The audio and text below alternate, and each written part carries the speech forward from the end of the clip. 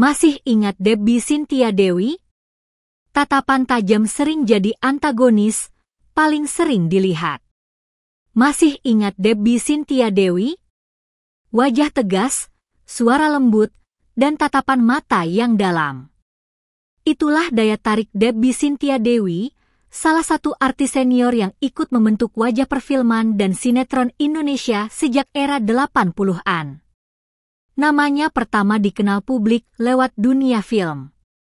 Debbie Cynthia Dewi tampil dalam sejumlah film drama dan laga yang populer di bioskop-bioskop era keemasan perfilman Indonesia.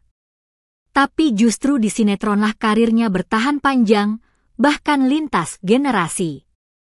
Debbie dikenal lewat perannya dalam sinetron Doaku Harapanku, Wah Cantiknya, Diva, hingga berbagai judul tayangan religi dan keluarga yang tayang di RCTI, Indosiar, dan SCTV.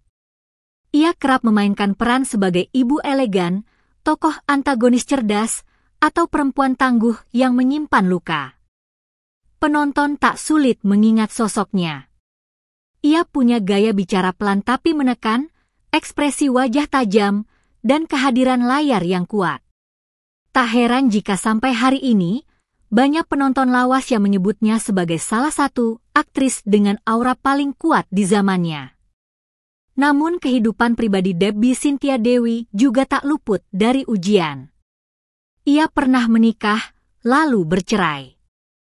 Dalam beberapa wawancara, Debbie pernah menyebut dirinya sempat ingin meninggalkan dunia hiburan untuk fokus pada keluarga dan kehidupan spiritual. Namun panggilan seni tetap membawanya kembali, meski tak lagi seintens dulu. Debbie kini tampil lebih kalem, anggun, dan sesekali muncul di layar kaca dalam sinetron bertema religi atau nostalgia. Ia juga aktif dalam kegiatan sosial dan spiritual, menjauhi dunia glamor yang dulu sempat jadi lingkungannya.